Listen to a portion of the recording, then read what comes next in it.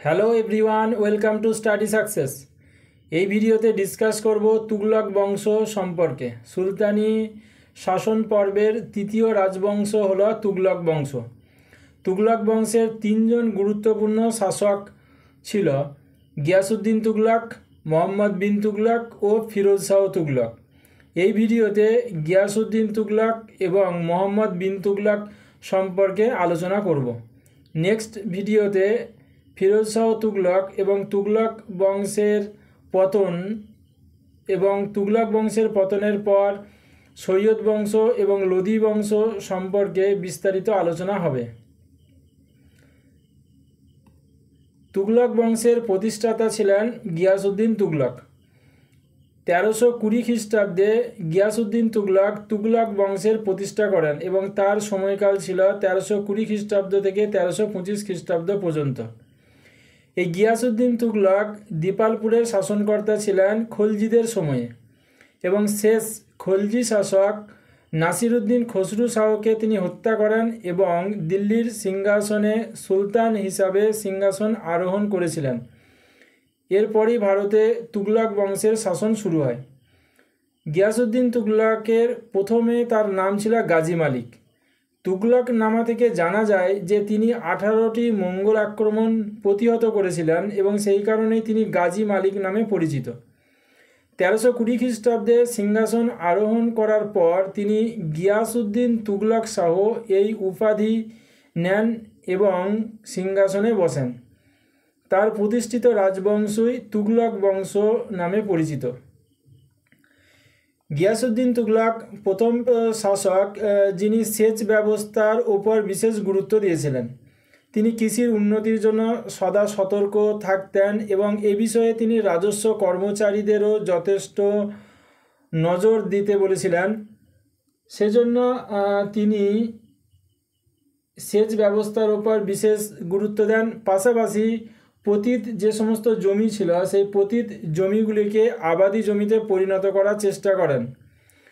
আলাউদ্দিন খলজির সময়ে খুদ, মুকাদ্দাম এবং চৌধুরী যারা রাজস্ব আদায় করত তাদের ক্ষমতাকে তিনি হরণ করে নিয়েছিলেন, তাদের ক্ষমতাকে তিনি লোপ করেছিলেন। কিন্তু গিয়াসউদ্দিন তুগলক এই খুদ, মুকাদ্দাম এবং চৌধুরীদের বিশেষ অধিকারকে তিনি আবার ফিরিয়ে দিয়েছিলেন যাতে তারা কৃষি জমিগুলোকে আবাদি জমিতে পরিণত করতে পারেন, কৃষি উৎপাদনের ওপর নজর দিতে পারেন, এই সমস্ত কাজে তারা যাতে বিশেষ উদ্যোগ নিতে পারেন। রাজস্ব নির্ধারণের পদ্ধতি হিসাবে তিনি হুকুম ই হাসিল এই প্রথা চালু করেছিলেন। এই হুকুম ই হাসিল ছিল শস্য ভাগাভাগির পদ্ধতি, অর্থাৎ এখানে যে ফসল উৎপাদন হতো সেই উৎপাদনের একটা অংশ শাসক রাজস্ব হিসাবে দাবি করত। শস্য ভাগাভাগির এই পদ্ধতি ছিল হুকুমি হাসিল পদ্ধতি। খলজিদের সময়ে কিন্তু এই পদ্ধতি চালু ছিল না। খলজিদের সময়ে মাসাহাত পদ্ধতি অর্থাৎ জমি জরিপ করে রাজস্ব নির্ধারণের পদ্ধতি চালু ছিল। গিয়াসউদ্দিন তুগলক এই মাসাহাত পদ্ধতিকে বাতিল করে হুকুম ই হাসিল এই পদ্ধতি চালু করলেন। গিয়াসউদ্দিন তুগলক দক্ষিণের রাজ্যগুলোকে সুলতানি সাম্রাজ্যের মধ্যে অন্তর্ভুক্ত করেন। আমরা এর আগের ক্লাসে দেখেছি কি যে খলজি শাসক আলাউদ্দিন খলজি দক্ষিণের রাজ্যগুলোকে করদ রাজ্যে পরিণত করেছিলেন, কিন্তু তুগলক বংশের সময়ে দক্ষিণের রাজ্যগুলোকে সুলতানি সাম্রাজ্যে অন্তর্ভুক্ত করতে দেখা যায়।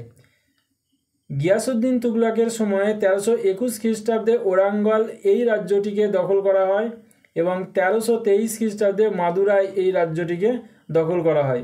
এইভাবেই দক্ষিণের রাজ্যগুলোকে সুলতানি সাম্রাজ্যের মধ্যে অন্তর্ভুক্ত করার যে প্রথম প্রয়াস সেটা গিয়াসউদ্দিন তুগলকের সময়েতেই ঘটেছিল।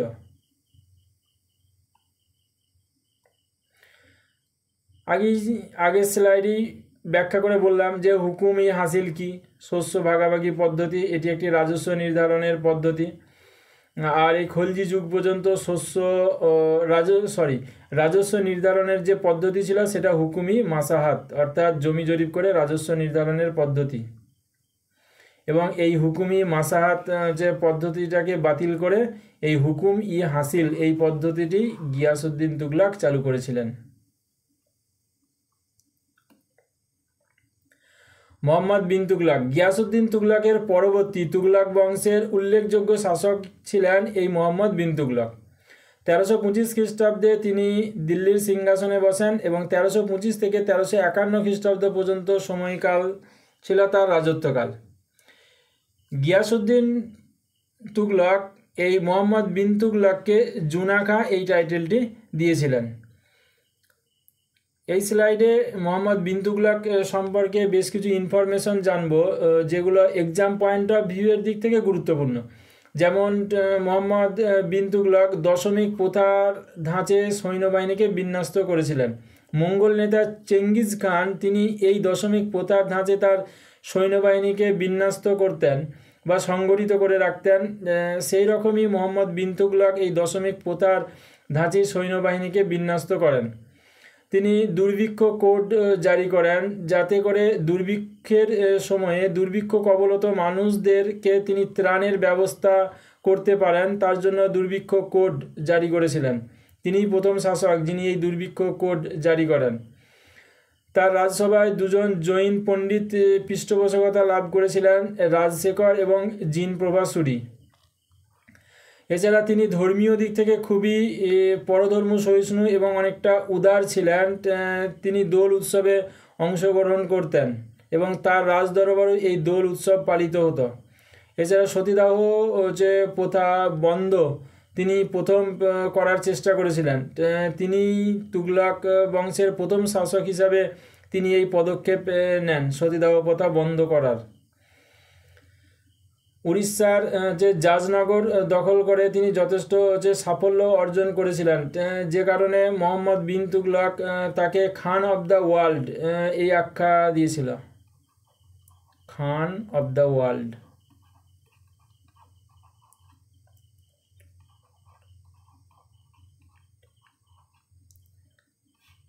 এই হলো মোহাম্মদ বিন তুগলক সম্পর্কে বেসিক কিছু ইনফরমেশন, যেগুলো এক্সামে পয়েন্ট অফ ভিউয়ের দিক থেকে গুরুত্বপূর্ণ। মোহাম্মদ বিন তুগলকের রাজত্বকাল বিশেষভাবে গুরুত্বপূর্ণ তার গৃহীত বিভিন্ন পরিকল্পনাগুলির জন্য। মোহাম্মদ বিন তুগলক এই যে 5টি পরিকল্পনা তিনি নিয়েছিলেন, এই 5টি পরিকল্পনায় ব্যর্থ হয়েছিল এবং এই পরিকল্পনাগুলি ব্যর্থ হবার কারণেই ঐতিহাসিকরা তাকে পাগলা রাজা বলে অভিহিত করেছেন। তার এই পরিকল্পনাগুলি ছিল রাজধানী স্থানান্তর, অর্থাৎ দিল্লি থেকে দৌলতাবাদে তিনি রাজধানী স্থানান্তর করেছিলেন। প্রতীক মুদ্রা প্রচলন, তামা এবং ব্রোঞ্জের প্রতীক মুদ্রা প্রচলন করেন। দোয়াবে রাজস্ব বৃদ্ধি, অর্থাৎ রাজস্বের মাত্রা তিনি বৃদ্ধি করেছিলেন। খোরসান অভিযান ছিল মধ্য এবং পশ্চিম এশিয়ায় সুলতানি সাম্রাজ্যের প্রাধান্য প্রতিষ্ঠার একটি সামরিক অভিযান। কারাজল অভিযান ছিল হিমালয়ের গাড়োয়াল অঞ্চলের ওপর সামরিক অভিযান, সেটাই ছিল কারাজল অভিযান।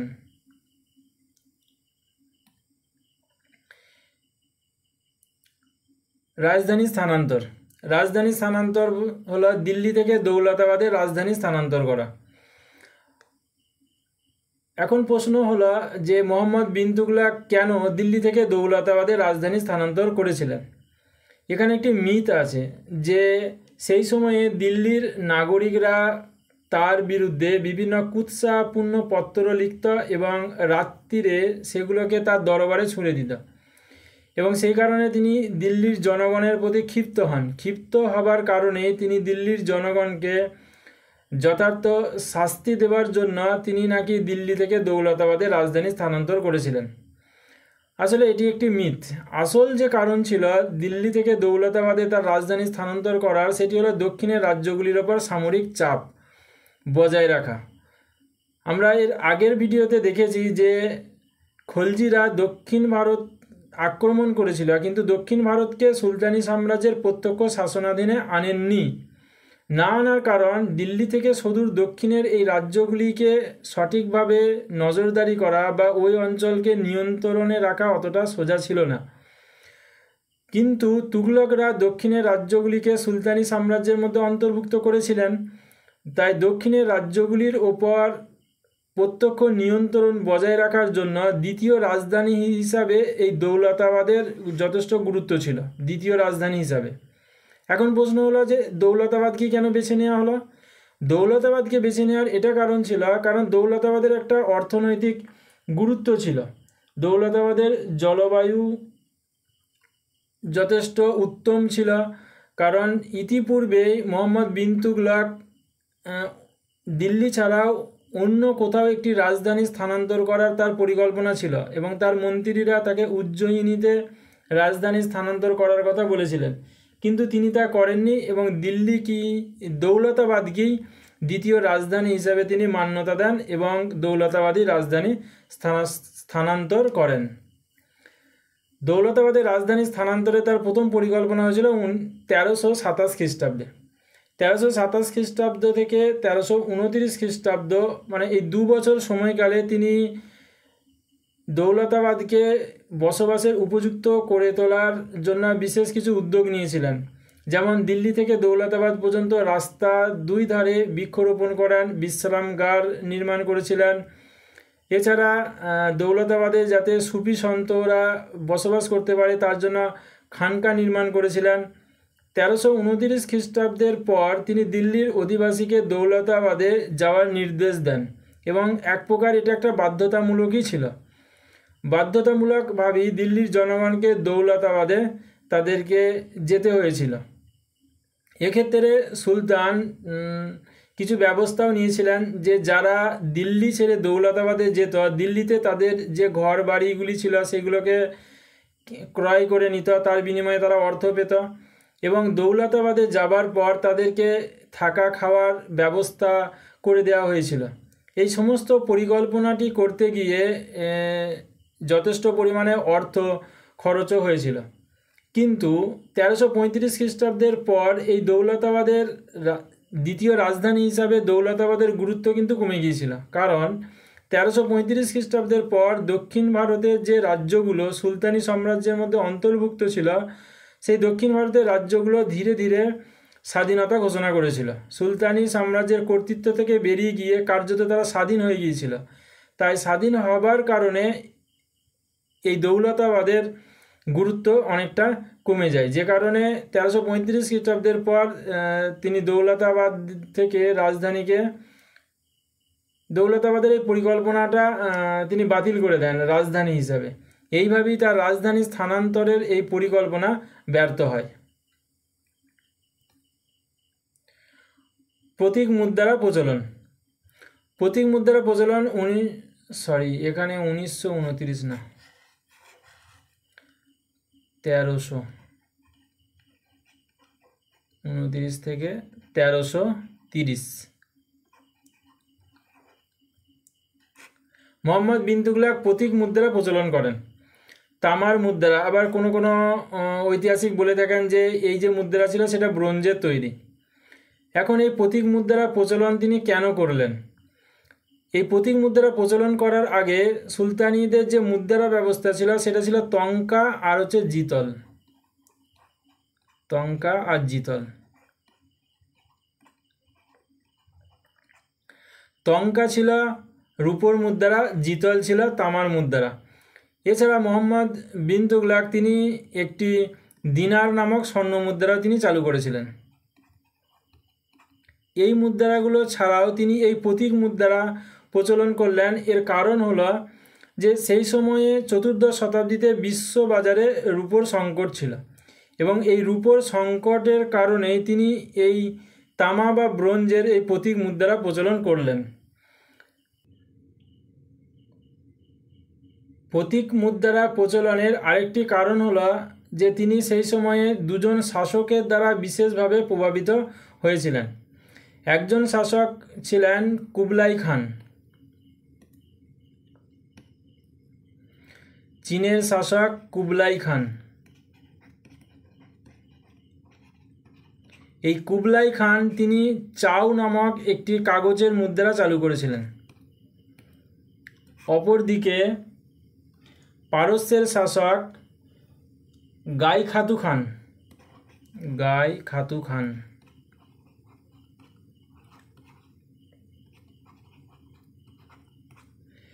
এই গাই খাতু খান তিনি প্রতীক মুদ্রা চালু করেছিলেন। এই দুজন শাসকের এই প্রতীক মুদ্রার অনুসরণেই তিনি এই তামা এবং ব্রোঞ্জের তৈরি প্রতীক মুদ্রা চালু করেছিলেন। তবে মোহাম্মদ বিন তুগলকের এই প্রতীক মুদ্রা চালু করার যে পরিকল্পনা, এই পরিকল্পনা ব্যর্থ হয়েছিল। কারণ তিনি এই প্রতীক মুদ্রা চালু করলেও প্রতীক মুদ্রা ব্যাপকভাবে জাল হয়ে যায়। আসল এবং নকল যে মুদ্রা তার পার্থক্য করা সম্ভব হয়নি। বারুণী, জিয়াউদ্দিন বারুণী তিনি বর্ণনা করেছেন যে সে সময়ে প্রতিটা হিন্দুর বাড়ি এক একটি টাঁকশালে পরিণত হয়ে গিয়েছিল। কোনটি আসল মুদ্রা কোনটি নকল মুদ্রা তার পার্থক্য না থাকার কারণে বাজারে নকল মুদ্রায় ছেয়ে যায়। এই রকম পরিস্থিতিতে মোহাম্মদ বিন তুগলক তিনি নির্দেশ দেন যে বাজারে যে সমস্ত জাল মুদ্রা বা প্রতীক মুদ্রা রয়েছে সেগুলো কেন্দ্রীয় কোষাগারে জমা দিয়ে স্বর্ণ এবং রূপোর মুদ্রা তারা নিয়ে যাবে। এইভাবে তার যে প্রতীক মুদ্রা প্রচলনের পরিকল্পনা ব্যর্থ হয়েছিল। দোয়াবে রাজস্ব বৃদ্ধি। মোহাম্মদ বিন তুগলক তিনি দোয়াবের যে কৃষকরা ছিল সেই কৃষকদের ওপরে রাজস্ব বৃদ্ধি করেন 1328 খ্রিস্টাব্দ থেকে 1329 খ্রিস্টাব্দ এই সময়কালে। জিয়াউদ্দিন বারুণীর অভিমত থেকে জানা যায় যে তিনি 10 থেকে 20% এই রাজস্ব বৃদ্ধি করলেন। ফেরিস্তার বিবরণ থেকে জানা যায় যে তিনি 3 থেকে 4% রাজস্ব বৃদ্ধি করেছিলেন।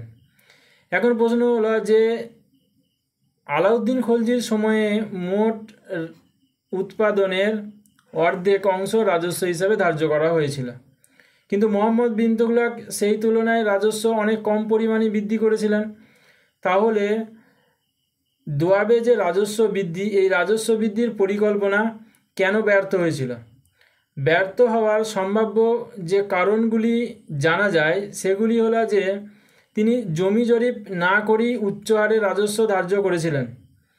এছাড়া যে সমস্ত উপশুল্কগুলো ছিল সেগুলো সর্বোচ্চ পরিমাণে আদায় করতেন। যে সময়ে তিনি দোয়াবে রাজস্ব বৃদ্ধি করেছিলেন তার আগে অনাবৃষ্টির কারণে দোয়াব অঞ্চলে কৃষি ব্যাপকভাবে ক্ষতিগ্রস্ত হয়েছিল। অথচ সেই সময়ই তিনি এই বিষয়ে কোনো নজর না রেখেই দোয়াব অঞ্চলে রাজস্ব বাড়িয়ে দেন এবং দোয়াব অঞ্চলে এই রাজস্ব বাড়িয়ে দেওয়ার কারণে দোয়াব অঞ্চলে ব্যাপক কৃষক বিদ্রোহ শুরু হয়ে যায়। কৃষকেরা এই সময় গ্রামগুলোকে তারা আগুনে পুড়িয়ে দেয়। যে সমস্ত গবাদি পশু ছিল সেগুলোকে তারা জঙ্গলে তাড়িয়ে দিয়েছিল, তারা নিজেরা জঙ্গলে গিয়ে আশ্রয় নিয়েছিল। এই সময়ে সুলতান সিকদার এবং ফৌজদারদেরকে নিয়োগ করেছিল এই কৃষক বিদ্রোহগুলোকে দমন করার জন্য। এই দোয়াব অঞ্চলে রাজস্ব বৃদ্ধির ঘটনাকে কেন্দ্র করে কৃষক বিদ্রোহ এবং কৃষকদের দ্বারা গ্রামগুলি বিধ্বস্ত করার ফলে এই দোয়াব অঞ্চলে ব্যাপক দুর্ভিক্ষ দেখা দেয়।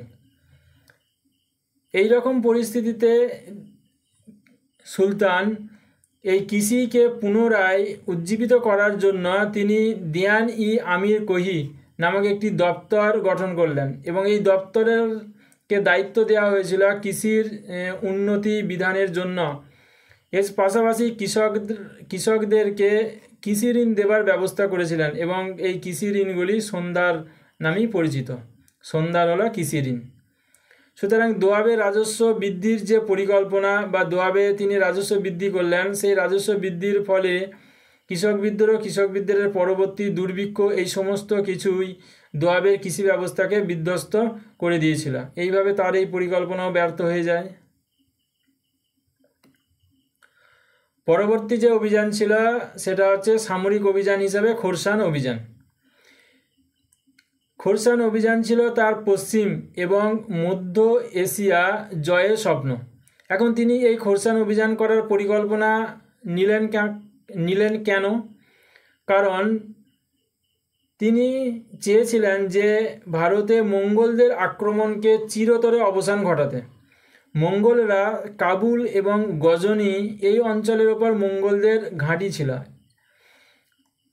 1327 খ্রিস্টাব্দে তার মাসিরিনের মঙ্গল আক্রমণ ব্যর্থ হবার পর তিনি এটা উপলব্ধি করেছিলেন যে কাবুল এবং গজনি অধিকার করে ওই অঞ্চল থেকে মঙ্গলদেরকে চিরতরে উচ্ছেদ করতে। এইভাবে উত্তর পশ্চিম সীমান্ত দিয়ে মঙ্গল আক্রমণের যে সম্ভাবনা, সেই সম্ভাবনাকে তিনি একেবারেই বিনাশ করতে চেয়েছিলেন।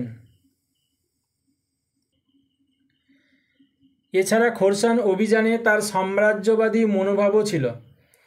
মধ্য এশিয়া এবং পশ্চিম এশিয়া থেকে যে সমস্ত আমিররা ভারতে এসেছিল তারা সুলতানের উচ্চাকাঙ্ক্ষাকে ক্রমে বাড়িয়ে তুলেছিল।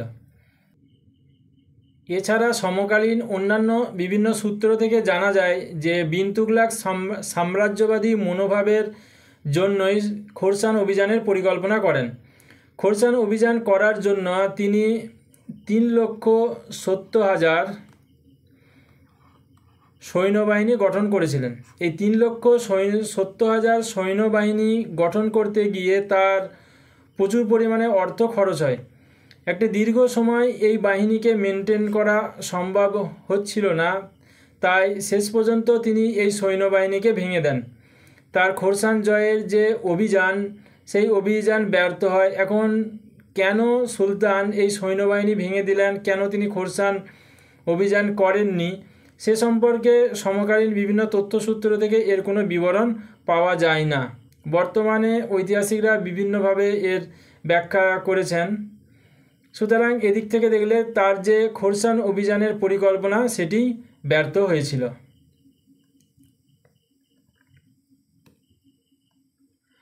কারাজল অভিযান। এই কারাজল অভিযান বা এই কারাজল জায়গাটি নিয়ে বিভিন্ন মতবিতর্ক রয়েছে। কেউ কেউ বলে থাকেন যে এটা হিমালয়ের কুলুকাংরা অঞ্চল, হিমালয়ের করে যে গাড়োয়াল বা কুমায়ুন অঞ্চল হলো কারাজল, বা অনেকে আবার এই কারাজল অভিযানকে চীন বা হিমাচল প্রদেশ অভিযানও বলেছেন।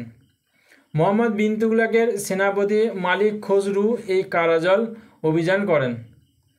কারাজল অভিযানের সম্ভাব্য কারণ ছিল, বারুনির বিবরণ থেকে জানা যায় যে এই কারাজল অভিযান করলে তুর্কিস্তানের ঘোড়া লাভ অনেক সহজলভ্য হবে। এছাড়া ট্রান্স অক্সিয়ানা জয়ের যে স্বপ্ন মোহাম্মদ বিন তুগলক দেখেছিলেন, সেই জয়ের স্বপ্ন পূরণ হবে। অর্থাৎ এই কারাজল অভিযান ছিল খোরসান অভিযানের প্রাথমিক জয়, যেটা সুনিশ্চিত করতে পারলেই খোরসান অভিযানের স্বপ্ন তার পূরণ হবে। অন্যদিকে ফেরিস্তার বিবরণ থেকে জানা যায় যে চীনের সঙ্গে ভারতের সীমান্ত নির্ধারণ ছিল এই অভিযানের লক্ষ্য। কারণ কারাজলের হিন্দু রাজপুত রাজ্যের ভিতর চীন সম্রাট বলপূর্বক একটি মন্দির নির্মাণ করেছিলেন এবং যেটি সুলতানকে যথেষ্ট উদ্বেগ করেছিল। এছাড়া আধুনিক গবেষকরা এ বিষয়ে মত দেন যে এই গাড়োয়ালের যে পার্বত্য উপজাতিরা ছিল তারা সুলতানি সাম্রাজ্যের ভিতরে তা আক্রমণ চালাত। এছাড়া এই অঞ্চলের ওপর এই যে চীনের বৈদেশিক হস্তক্ষেপ, সেটাও সুলতানকে উদ্বেগ করেছিল, তাই তিনি কারাজল অভিযানের পরিকল্পনা করেছিলেন এবং খসরু মালিককে এই অভিযানের দায়িত্ব দেন। খসরু মালিকের নেতৃত্বে এই কারাজল অভিযান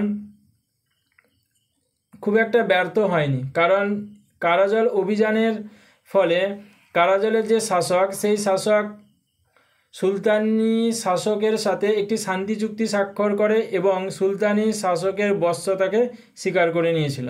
এদিক থেকে দেখলে কারাজল অভিযান ব্যর্থ ছিল না অন্যান্য পরিকল্পনাগুলোর মতো। মোহাম্মদ বিন তুগলকের রাজত্বের শেষ পর্ব। মোহাম্মদ বিন তুগলকের রাজত্বের শেষ পর্ব অর্থাৎ 1335 খ্রিস্টাব্দের পরবর্তী সময় থেকে সুলতানি সাম্রাজ্যের ক্রমিক অবক্ষয় শুরু হয়েছিল। যে সমস্ত রাজ্যগুলি তিনি জয় করেছিলেন দক্ষিণ ভারত বা দাক্ষিণাত্যে, সেই সমস্ত রাজ্যগুলি ধীরে ধীরে সুলতানি সাম্রাজ্যের কর্তৃত্বকে অস্বীকার করেছিল এবং স্বাধীন রাজ্যে পরিণত হতে থাকে। যেমন দক্ষিণের রাজ্য হিসেবে মবর, দার সমুদ্র, ওরাঙ্গল, এই রাজ্যগুলি একসময় সুলতানি সাম্রাজ্যের অন্তর্ভুক্ত ছিল এবং এই রাজ্যগুলি স্বাধীনতা ঘোষণা করে 1335 খ্রিস্টাব্দের পরবর্তী সময় থেকে। দাক্ষিণাত্যের একটি রাজ্য বিজয়নগর, এই বিজয়নগর 1336 খ্রিস্টাব্দে স্বাধীনতা ঘোষণা করে এবং বিজয়নগরে সঙ্গম বংশের শাসন শুরু হয়েছিল। 1347 খ্রিস্টাব্দে দেবগিরিতে বাহুমনি রাজ্যের উত্থান হয়। এই ছিল সেই দেবগিরি যে দেবগিরিতে মোহাম্মদ বিন তুগলক রাজধানী স্থানান্তর করেছিলেন। বাংলায় ইলিয়াস শাহী রাজবংশের সূচনা হয়। এইভাবে মোহাম্মদ বিন তুগলকের রাজত্বের শেষ পর্ব থেকেই সুলতানি সাম্রাজ্যের ক্রমিক অবক্ষয় শুরু হয় এবং একাধিক আঞ্চলিক রাজ্যের উত্থান হয়েছিল। মোহাম্মদ বিন তুগলক বিভিন্নভাবে সমালোচিত হয়ে থাকেন। প্রথমত তার এই পরিকল্পনাগুলি ব্যর্থ হবার কারণে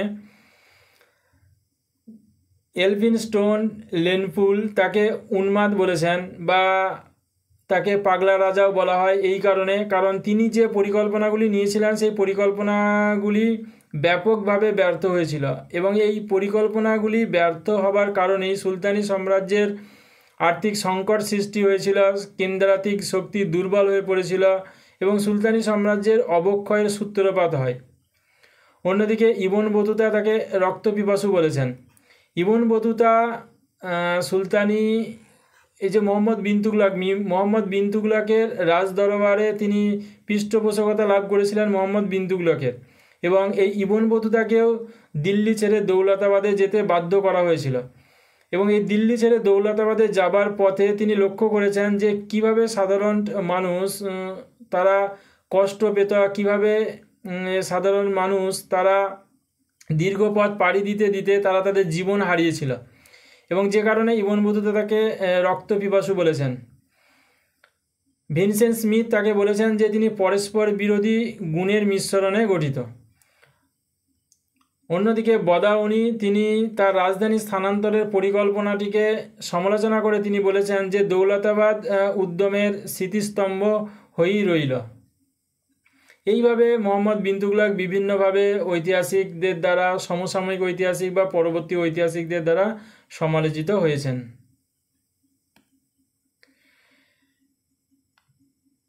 এই ভিডিওর আলোচনা এই পর্যন্ত। নেক্সট ভিডিওতে সুলতানি সাম্রাজ্যের পরবর্তী শাসক ফিরোজ শাহ তুগলক সম্পর্কে আলোচনা করব। ভিডিওটি ভালো লেগে থাকলে লাইক শেয়ার করে দিও, চ্যানেলটি সাবস্ক্রাইব করে বেল আইকনের অল নোটিফিকেশন অন করে দিও।